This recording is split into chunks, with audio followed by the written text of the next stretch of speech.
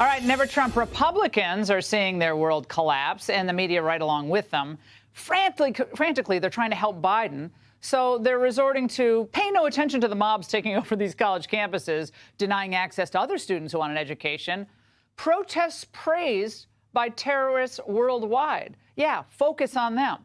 But the real scary thing is Trump back in the White House. Yeah, because he'll what? Imprison the media and open gulags? If he doesn't win, he won't rule out political violence. To me, the way it read was it almost sounded like a threat. We saw what happened on January 6th. I think there could be a repeat of that. Yeah, I mean, could we see something worse, do you think?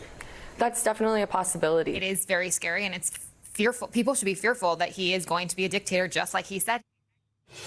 Joining me now, Victor Davis Hanson, senior fellow at Hoover. Victor, well, these lines haven't worked for the last few years for the Biden team, but are they going to start being persuasive now? No, I don't think so. This is the third time they've been at it, and we've talked about it before, Laura. It's projecting.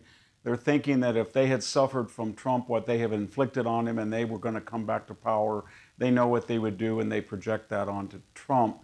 I think they're really scared, though. The team around Trump is, Laura, much more disciplined than in the past, and this Heritage Project under Kevin Roberts of getting 20,000 potential people that can be vetted and background checks and conservative and hit the ground running. That's what they're really worried about, that Trump not only might win, but he might win the Senate and the House, and this time just enact an agenda similar to the Gingrich Contract of America and really get things done, and that really terrifies them. Well, they're speculating about what Trump would do to the Department of Justice. Watch. There has been so little attention paid to what Donald Trump says he's going to do in his next term. People are right to be afraid. He says, oh, I'm not going to be a dictator. I'm just joking. Also, let me tell you how I'm going to manipulate the Department of Justice and fire people who don't do exactly what I want and put a bunch of loyalists into all of these civil servant offices. Victor, she works for something called the Bulwark. Again, what?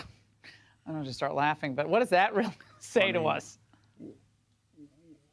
What Trump is saying is he doesn't want 4 consecutive FBI directors out of the Department of Justice, one who couldn't remember 250 times under oath, another one, Mr. Mueller, had no idea what the dossier was, the Steele dossier, or Fusion GPS, which were the catalyst for his appointment.